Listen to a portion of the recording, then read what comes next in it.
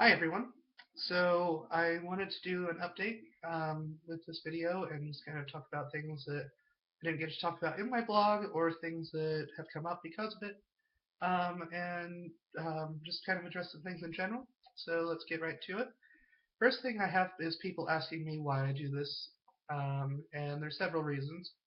First of all, many of you who may be watching this video or reading my blog know I don't actually believe in God, and that I haven't believed in God for a long time. If you didn't know that, surprise! um, and um, Though I don't believe in God, I'm also someone who has things like this in their home, which this is the first edition of the English Missal for the Maryknolls, which is a religious group in the Catholic Church. Um, After the Mass was translated into English in the 1960s. Quite different topic for another time. Um, and also someone who has things like this in their apartment, which this was a baptismal gift I gave myself when I became Catholic, and has a very prominent place in my apartment. So, obviously, my history and relationship and opinion on religion is quite complex, um, even to this day. So I wanted to get out there and explore all these religions that I've read about for many, many years, but haven't seen a lot of them in action. And I've learned from this that seeing them in action versus on paper is quite a different thing. Sorry, I'm getting over a cold. So, um, anyway, and other things I wanted to show is that one problem I have with a lot of atheists is I hear them say we need to crush all religion, or all religion is bad, or all Christians are this way, or all Jews are that way, or all Muslims are that way. I'm not one to say that, and I'm not one who thinks it's even possible to get rid of or discourage large groups of people from being religious. I'm not one to say all religion in general, because all religion is not is it's nonsensical to me. Take for instance, first week I went to an ultra liberal church, and then only like 2 or 3 weeks later, I went to a hyper conservative church. Both of these churches use the Bible and use the exact same sources, and have gone on completely different roads. And that's what I wanted to show happens with religion, is that you do get divergent paths, and you do get um, people who obviously are interpreting the Bible one way versus another, or are interpreting the modern world versus ancient wisdom one way in order to survive versus another way. So I had to show that, and I have to show also the huge diversity of religion that exists even in your backyard, because I live in Utah, which is one of the most religiously homogenous states in the country. Most of the people here belong to one church, and that's the Church of Jesus Christ of Latter-day Saints, or the Mormons. Um, and even with them belonging to one church, like something like 70% of the people have some sort of history with this church.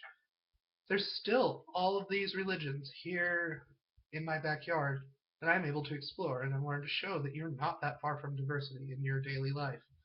All of these churches that I have gone to have been within a 10-minute drive from my apartment, um, if not less. I can't think of any that were more than that. Maybe the Jehovah's Witnesses were a little longer, but not much. And everything that I am going to see will be within an hour, roughly, um, drive from my apartment. So you're never that far from diversity. Um, there are all these people that you think are, not necessarily there, who are, they have thriving communities in your backyard. Um, so with that, I wanted to talk about a couple of the services I've been to. Um, Jehovah's Witnesses, I had a couple people tell me they think I was rather harsh on them. I don't think I was, any more than I have been on any other church. They were an interesting group. I've never walked into a room and felt like everyone was sizing me up the second I got in there, and that um, I was uninvited, sort of, as I did with the Jehovah's Witnesses, which I actually was not expecting, since they are a church that proselytizes so much. Um, I guess they only kind of want you there if someone brings you, I guess is the feeling I got. Or maybe it's because they had the circuit leader there and they didn't want, you know, bad report going back to the watchtower. But the only thing I kind of sort of regret about that blog is that I was rather harsh about the atmosphere. Um, I tried not to be harsh about the atmosphere because I realize that, you know, it's not necessarily the atmosphere that makes the religion work. Because, like I said, I've had extremely moving masses at Notre Dame Cathedral and under a pavilion in an amusement park. So, but it was so ugly. I'm sorry, it was so ugly. It was like the '90s threw up in a room, and the church is only apparent, or Kingdom Hall is only apparently 2 months old. I don't know who designed it, but um, that was kind of unfair of me to go off on that. But everything else, I have no regrets about that blog at all. None. Um, let's see. The Greek Orthodox Church was great. It was nice seeing a bunch of old people that I hadn't seen in a while. Many who didn't remember me.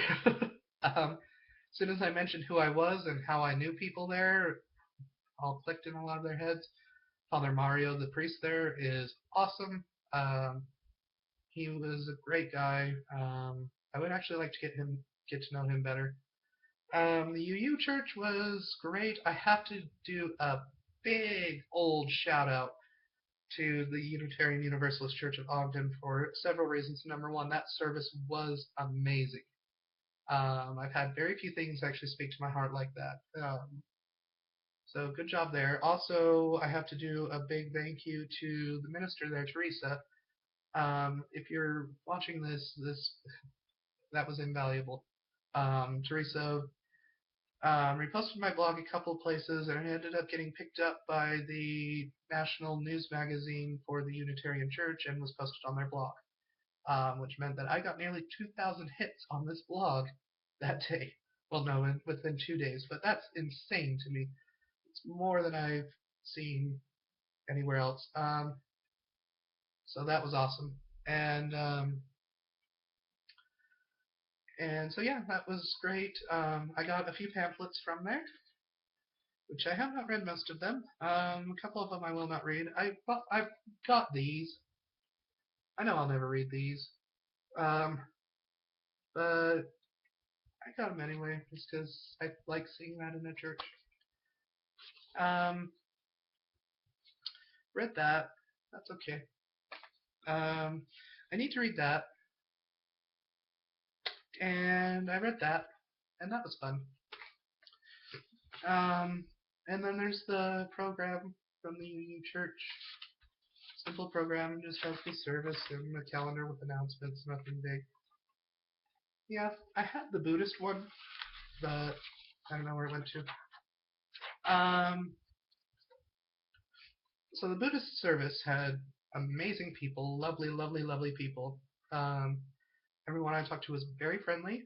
We shared about this blog with a few of them. A few of them have read the blog. I haven't been expecting to go someplace to one of these churches and say, "Oh yeah, I've been following your blog until this week," but that happens. Um, so weird to me. Sorry. And there was a guy. He had the coolest little necktie. I don't remember what they call these things. When you wear like a cord around your neck and then you have a little thing holding it together.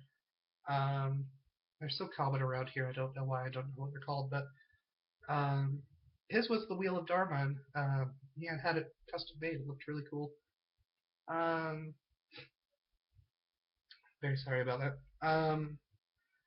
I think I have Buddhist tendencies, if I'm going to be honest. That service really spoke to me as well. The past 2 weeks have been quite amazing.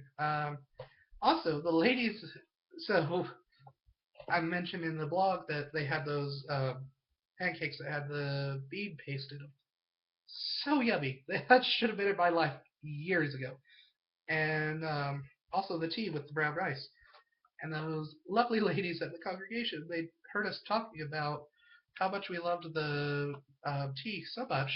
They came over, they gave us some of the tea to take home. So now it's in my house. And if you weren't going to get a 10 to 4 on my scale of wonderful communities, you certainly did it with that. Um, and yeah, that's kind of all with the churches I've been to. Next week's going to be fun for me. I'm going back to the church of my childhood, and I've really been to that in a while. I mean, I went to my sister's baptism and my nephew's baby blessing, and that's it. That's the only time I've been in a Mormon church since I left. So it's going to be interesting. I am going to be posting a blog on that probably tomorrow. If not tomorrow, it will be next day. Um, my pre-service blog. I'm going to be very, very honest in that, and I'm going to treat them like any other church that I am going to. So